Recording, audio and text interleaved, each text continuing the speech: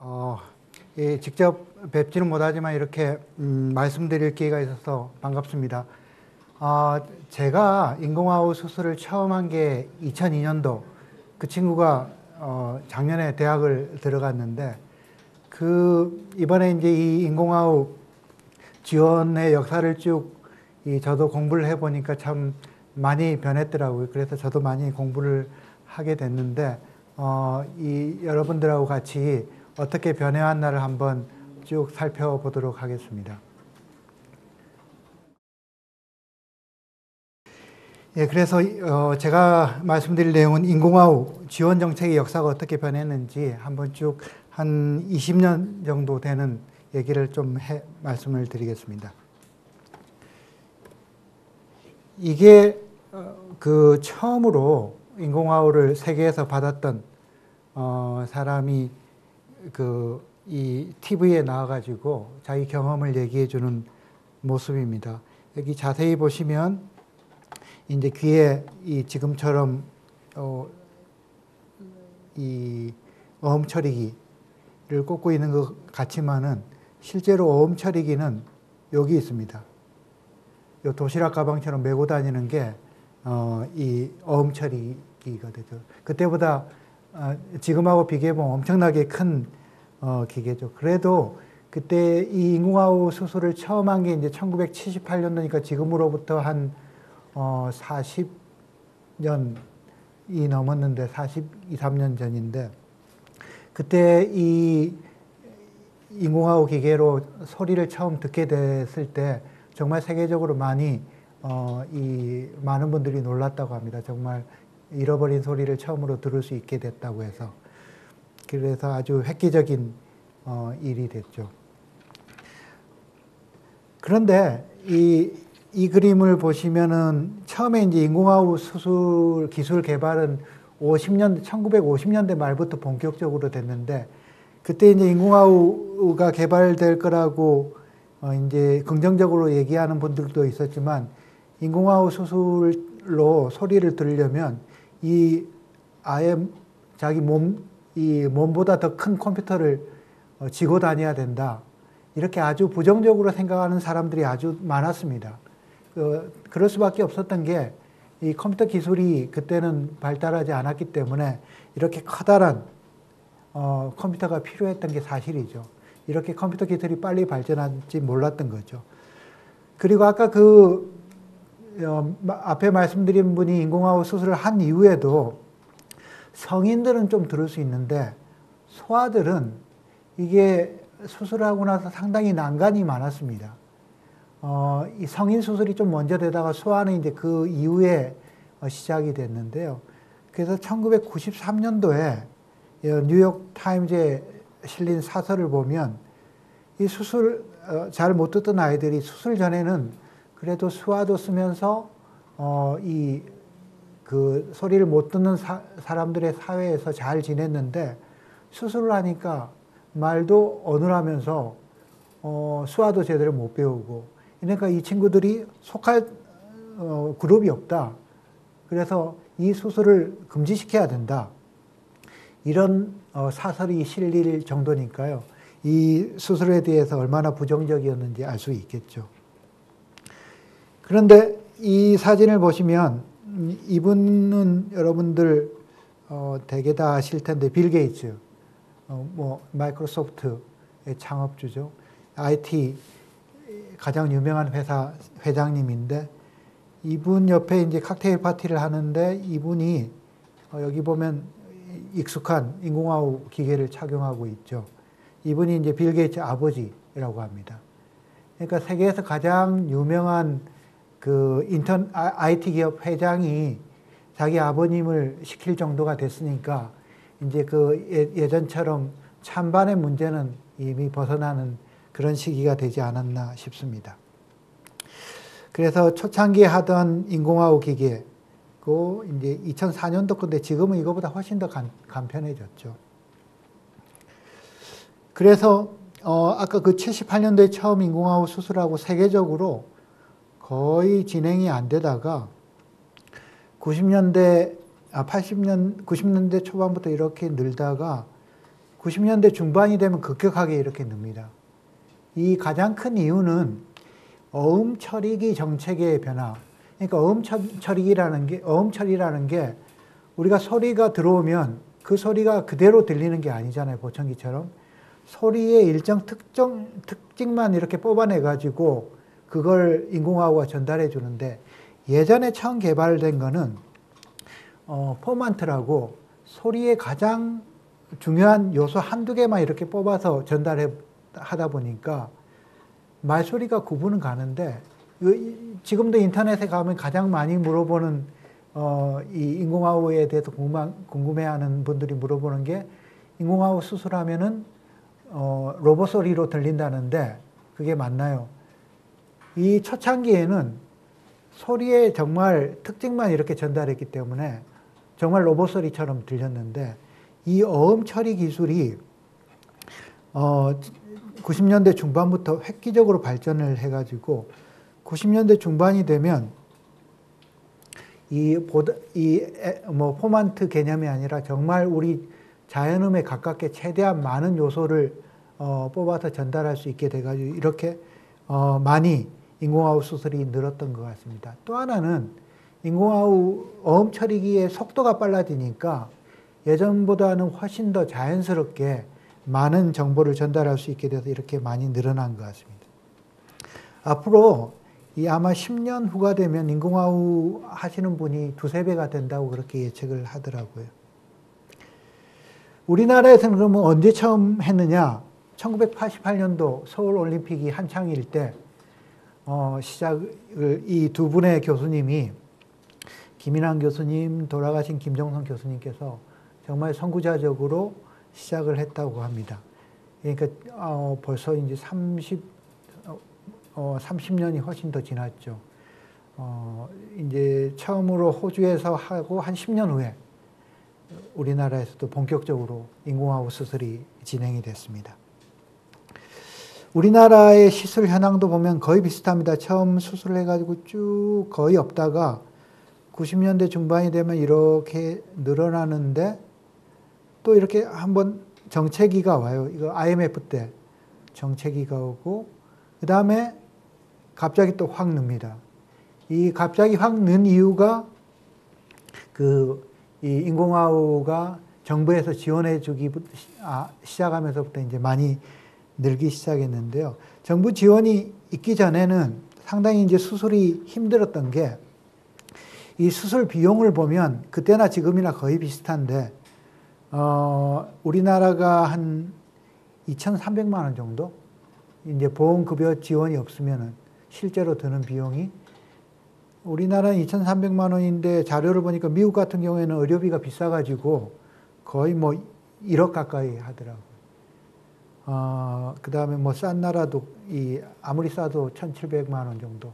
그러니까 1988년도에 2,300만 원을 들여가지고 인공화호 수술을 할 수 있는 분들이 많지를 않았겠죠. 이게 이제 제가 있는 대학에서 찾은 자료인데, 이 첫 인공화호 수술을 아까 그 두 분이 하실 때 상황인데, 이게 이제 나중에 수술하고 나서 논문을 쭉 썼는데, 여기 보면 이 수술을 하게 된 비용이 이렇게 적혀 있습니다. 그때 비용이 한 2,200만 원, 300만 원 되니까 지금보다 이 화폐 가치가 훨씬 더 낮을 때니까 엄청나게 비싼 기계였겠죠. 지금으로 따지면 단순 비교해도 한 6천만 원 이상이 됐을 텐데, 도저히 이 기계를 개인이 부담할 사람이 없어가지고 그때 우리 같은 대학에 있는 교수님들이 월급의 몇 %씩 이렇게 모아가지고 이 기계를 하나 사서 수술을 했다고 하더라고요. 그만큼 비쌌던 기계인 것 같습니다. 그래서 거의 못했고, 제가 이제 전공의 때 이제 아까 그 두 분 중에 한 분, 김인환 교수님이 수술을 하시는 걸 이제 옆에서 보면, 이제 태어나서 이제 말이 늦어가지고 못 듣는다는 걸 알고 이 신혼부부들이 애를 데리고 오면 막 들을 수 있는 방법이 있다. 이렇게 하면 이제 그 어머니, 그 부모님들이 막 좋아하다가 이 기계 비용이 한 2,300만 원 정도 된다. 이러면 그때부터 이제 다시 힘들어지는 거죠. 그래서 자기 신혼부부들이니까 또 돈도 없고 하니까 전세금 빼가지고 수술하고 이렇게 상당히 이제 어려운 시기였습니다. 그런데 나라에서는 이런 게 이제 많이 알려져 가지고 2002년도부터 그 지방자치단체, 그러니까 서울시라든지 부산시에서 지원을 시작을 해서 저소득층을 대상으로 해서 1년에 한 100명 정도 예산을 잡아가지고 수술을 지원해 주기 시작했습니다. 그게 이제 2002년도 우리나라에서 월드컵 할 때부터 이제 시행이 돼서 해마다 100명이니까 이 신청을 해도 못 받는 사람들이 태반이었겠죠. 그렇게 해서 이제 상당히 지원받기가 어려운데 그 모자라는 부분은 이제 이 여러 가지 단체에서 사설단체 가장 먼저 시작된 게 사랑의 달팽이라고 지금도 지원을 해주고 있는데 이 사랑의 달팽이라는 곳에서 여태까지 보니까 한 200명 가까이 지원을 했더라고요. 그 다음에 또 이런 기업에서도 1년에 한 15명, 20명씩 지원을 해가지고 이제 이때는 이제 난청이 진단이 받아서 인공호흡 수술을 해야 되겠다고 그러면 이제 부모들이 예전처럼 막 전세금 빼고 이런 게 아니라 지원단체를 찾아서 이제 여기저기 찾아다니기 시작하던 그런 시기였습니다. 그래서 운 좋게 이제 이런 지원단체를 구하면 하고 못 구하면은 1년을 또 기다리죠. 내년에 지원 나올 때까지. 그러니까 상당히 또 우울한 시기를 또 보내게 됐습니다. 이러던 차에 우리 이비인후과 의사들, 특히 인공호흡 수술을 하던 의사들도 잘 모르는 상황에서 갑자기 2005년도에 이 인공호흡 수술이 급여가 시작이 됐습니다. 2005년도 1월 15일부터 이게 전격적으로 급여가 나라에서 급여 지원을 시작을 했습니다. 그래서 저도 잘 몰랐는데 1월 15일이 예전에 인공호흡의 날로 지정도 됐더라고요. 제가 이제 정확하게 아는 건 아니지만 이렇게 이 갑자기 지정된 배경에는 그때 그 당시에 보건복지부 장관이셨던 이미 돌아가셨는데 김근태 장관이라는 분이 상당히 장애인 복지에 관심이 많으셨고 그러던 차에 우리 이비인후과 교수님들 중에 몇몇 분이 여러 방면으로 수고를 하셔가지고 설득을 하셔서 정말 전격적으로 이 인공호흡 수술이 급여가 됐다고 합니다. 근데 너무 급하게 되다 보니까 어떤 사람에게서 이 급여를 해줘야 될지 기준도 없이 시작이 됐습니다. 그래서 저도 이제 그 기억이 나는데 환자들이 뉴스를 보고 수술 받으러 오겠다고 그러면 수술 대상자가 되니까 합시다. 이렇게 해가지고 그럼 이제 당연히 급여가 되는 줄 알고 이런 급여 담당하는 심사평가원이라고 있거든요. 거기 문의를 해보면 될지 안 될지 모르겠다. 그러니까 이 급여 기준도 없이 이게 시작이 급하게 전격적으로 됐었죠. 그래서 이제 부랴부랴 이비인후과 선생님들도 모이고 이 복지부에서도 서둘러서 이제 이 기준을 만든 게 그로부터 한 넉 달 후에 5월 15일 날 처음으로 이 어떤 사람에게 인공호흡을 보험급여로 혜택을 준다 이런 얘기가 정리가 됐습니다. 그때 처음 나온 급여 기준은 2살보다 어린 아이의 경우에는 난청이 아주 심해야지 90데시벨 귀에다 대고 크게 얘기해야지 겨우 알아듣는 이 정도 아이들만 수술 대상이 되고 또 그냥 수술을 하면 안 되고 한 석 달 정도 지금도 마찬가지인데 이 보청기를 한 다음에 수술을 해야지 된다. 이렇게 기준이 됐고 그다음에 2살부터 15살까지는 90데시벨이 아니라 70데시벨. 15세 이상은 꼭 보청기 착용하지 않더라도 이 수술을 할 수 있게 이렇게 이 대상이 결정이 됐습니다. 그런데 특이한 거는 다른 나라에 없는 기준이 하나 더 우리 보험 기준에는 생겼습니다.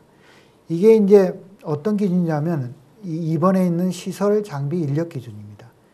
아무 병원에서나 수술을 하다 보면 무리한 수술이 될 수 있고 난청 환자들이 피해를 볼 수 있기 때문에 이 일정한 수준 이상의 장비, 인력을 갖춘 병원에서만 하도록 했습니다.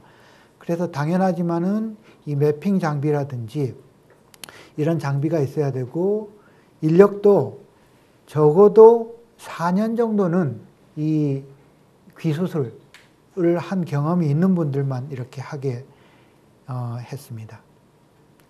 당연히 그때는 그 내부 기계 하나, 외부 기계 하나만, 그러니까 딱 한 번 수술을 받을 수 있는 것만 이 급여로 인정이 됐죠. 그렇게 해서 한 4년 동안 정말 많은 수술 건수가 이루어졌습니다. 2005년에는 제가 기억하기로는 우리나라에서 그 전에 한 200~300명 정도 수술을 받던 게 700명 이상, 800명 가까이 인공아웃 수술을 받았던 걸로 기억을 하고 있습니다.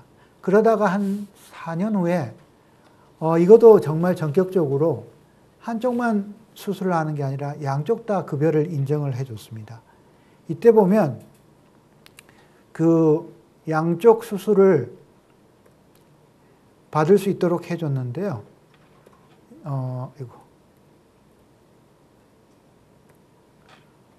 다 되는 건 아니고 15세 미만 소아들만 양쪽 인공아웃 수술, 그러니까 내부 기계 2개, 외부 기계 2개를 보험급여를 해줬죠.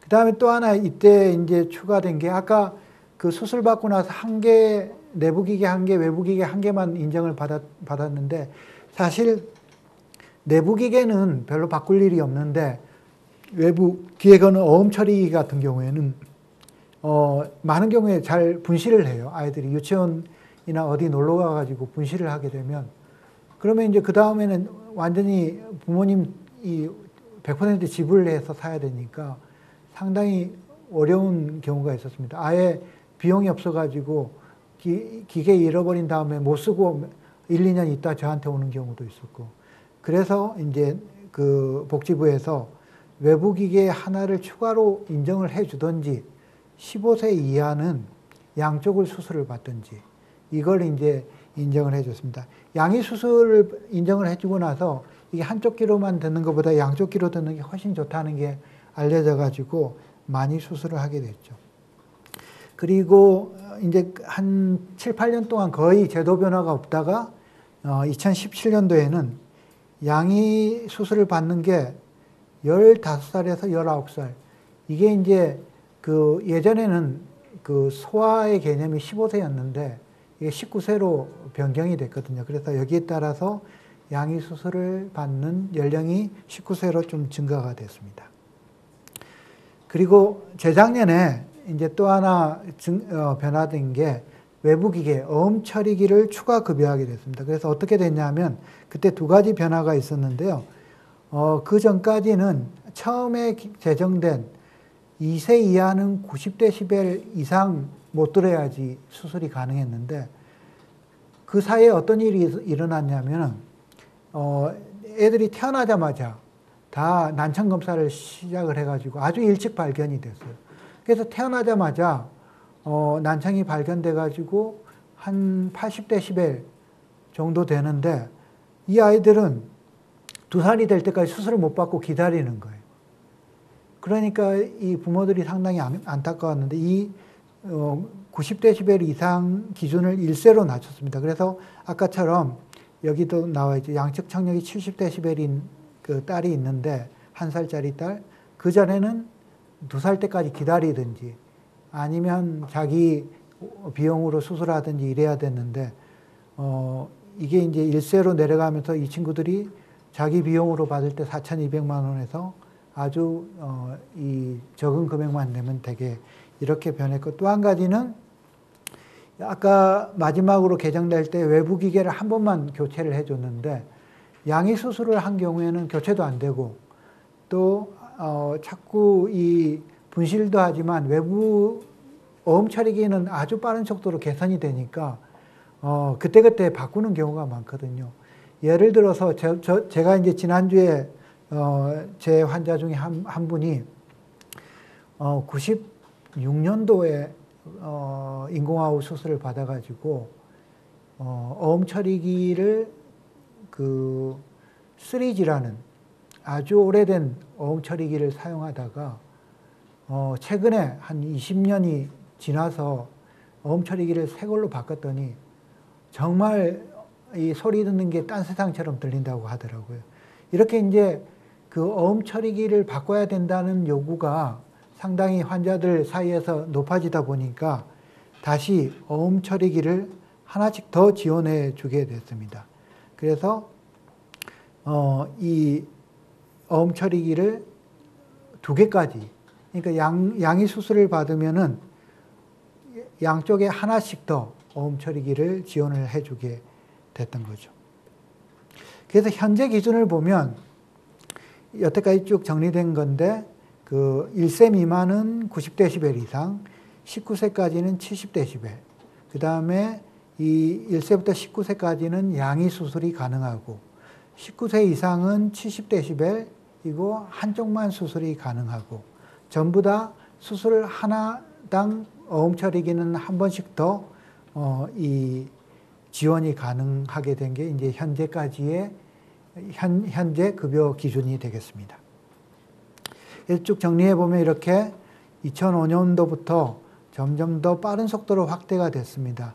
그리고 말씀 안 드린 내용 중에 2016년도에 이 방금 제가 말씀드린 내용 이외에 모든 인공아웃은 100% 자기가 부담을 하는 게 아니라 선별급여라고 해가지고 20%를 나라에서 지원을 해주거든요. 그래서 80%만 부담하게 됐습니다. 그래서 이렇게 점점 더 이 양의 수술, 그 다음에 지원 범위가 확대되고 또 어음 처리기를 추가로 지급해주는 방향으로 고시가 변화오고 있습니다. 지금 또 고시를 변경을 해서 이런 내용들이 좀 오고 가고 있다고 하더라고요. 이게 10년이 지나면은 뭐 내부 기계도 교체해 줄 수 있다. 뭐 이런 얘기도 있는데 아직 논의만 되고 있는 중이라서 그리고 반대도 많고 하기 때문에 앞으로 그 추이를 잘 봐야지 될 것 같습니다. 자, 그러면 이제 이 인공아웃 수술이 정말 부담 없이 하게 됐느냐? 그건 아닌 것 같습니다. 가장 큰 문제가 이제 재활치료 비용인데요. 이제 급여가 돼가지고 수술까지는 그 아주 적은 금액만 있으면 되는데 재활치료 비용은 1년에 아무리 비용이 적게 들어도 한 5, 600만 원이 들어가는데 이게 예를 들어서 한 10년을 받는다. 그러면 엄청난 비용이죠. 물론 이 바우처 같은 게 있어가지고 지원도 해주는데 이 아주 원활한 지원이 안 되는 부분도 있기 때문에 이런 것들이 또 앞으로 또 개선이 돼야 될 것 같고 지원 사각지대가 또 많이 있습니다. 인공아웃은 지원이 되지만은 이 인공아웃 한 수술 반대쪽 잔존 청력에 대한 보청기 지원도 지금 안 되고 있고 이런 경우도 있어요. 제 환자 청력도인데 이 양쪽이 비슷하게 나빠가지고 72dB인 환자는 양쪽 다 인공아웃 수술을 받을 수가 있거든요. 17살 정도 되는 아이니까. 근데 이 친구는 비슷한 나이인데 한쪽은 하나도 못 듣는데 한쪽은 68dB이에요. 왜 68dB이냐면 저주파 쪽이 살아있어서. 아까 방금 전에 우리 정성욱 교수님도 말씀드렸지만 이런 경우에도 그 하이브리드란 수술을 하면 많이 도움이 되는데 이런 경우에는 70dB이 넘지 않기 때문에 한쪽도 인공아웃 수술을 지원을 못 받으니까 하고 싶으면 전부 다 그 80%는 자기 돈을 내고 해야 되는. 그래서 이제 이런 범위가 좀 확대돼야 되는 부분이 있는 것 같습니다. 이러한 것들을 위해서 저희 이비인후과 의사들도 이런 국회 같은 데서 많은 노력을 하고 있습니다. 이 매년 귀의 날 9월 9일이 귀의 날인데 귀의 날을 맞아서 저희가 그 국회에서 이런 지원을 확대해야 된다. 이런 토론도 하고 이 국회의원들에게 이 인공화호가 얼마나 중요하고 소중한 도구인지도 설득을 하고 있습니다. 이런 뭐 정책 차원의 지원뿐만 아니라 제가 생각하기에는 이 국민들에 대한 인식 개선, 특히 이제 난청 아동들에 대한 이 인식 개선이 아주 중요하고 이 난청 아이들도 수술만 받으면 보통 애들하고 똑같이 지원만 잘해주면 지낼 수 있다는 걸 잘 알리는 게 좋을 것 같은데요. 아마 오늘부터 이 TV에 공익 광고가 나오는데 이 KT라는 기업에서 여러분들 혹시 이름은 노예단입니다. 제 귀에는 삐삐가 있어요. 우리는 인공화호 수술로 만나게 됐죠. 삐삐는 제가 잘 들을 수 있게 도와줘요. 그래도 더 잘 들으려면 꾸준히 연습해야 한대요.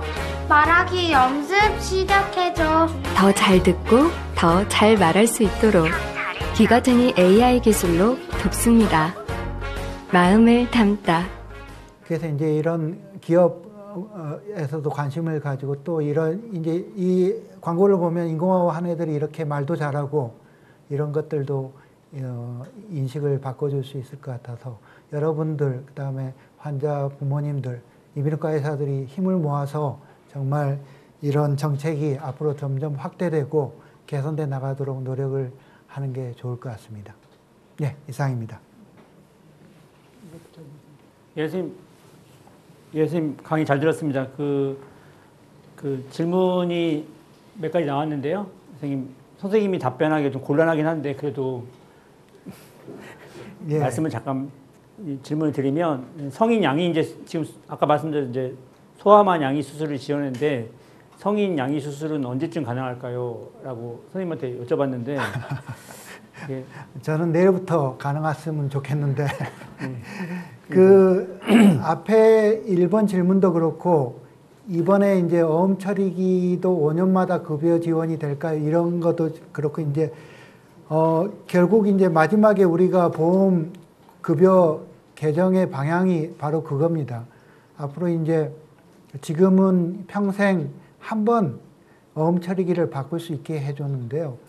어음 처리기는 거의 2년 주기로 새로운 게 나오거든요. 그래서 많은 경우에 어음 처리기를 부모님들이 자기 돈으로 사고 있습니다. 그래서 저희가 이제 가장 시급하게 보험 급여 개정이 돼야 된 거는 5년은 모르겠지만 하여튼 추가로 처음에 10년이 될지도 모르겠지만 어느 정도의 기술력이 발달하는 그런 주기에 맞춰서 이 어음 처리기를 바꿀 수 있는 그게 이제 가장 처음으로 우리가 개선해야 될 부분이고 그 다음에 제가 보기에 급한 게 성인들도 한쪽 귀만 하는 거랑 양쪽 귀만 하는 거랑 정말 차이가 많이 나거든요. 그래서 양의수술 급여 지원이 그 다음에 시급한 문제고 그래서 저희가 이제 국회의원들이나 여러분들에게 말씀할 때는 우리가 선별급여가 지금 80%나 이 본인이 부담해야 돼서 80% 하면 2천만 원을 지불해야 되거든요. 이거는 거의 너무 지원 부분이 작다. 그래서 선별급여를 50% 반 정도로 좀 해달라. 이런 이제 설득을 하고 있어서 이제 빨리 급여 지원이 되면 좋고 아니더라도 선별급여가 한 50% 수준으로 좀 높아지는 그런 방향으로라도 빨리 좀 개선이 됐으면 하는 바람이고 어음처리기는 되도록이면 빠른 시일 내에 그런 방법이 열리도록 왜냐하면 처음 수술을 급여를 받아서 했던 친구들이 2005년도니까 벌써 15년이 지나서 정말 이 옛날 어음처리기를 사용하는 경우도 있거든요. 그러니까 그 어음처리기 정기적인 급여 지원은 시급한 문제인 것 같습니다. 네. 앞으로도 어쨌든 많은 그 정책에 있어서 많은 힘을 실어주실 걸 부탁드리고요. 선생님 강의 잘 들었습니다. 이상입니다. 네.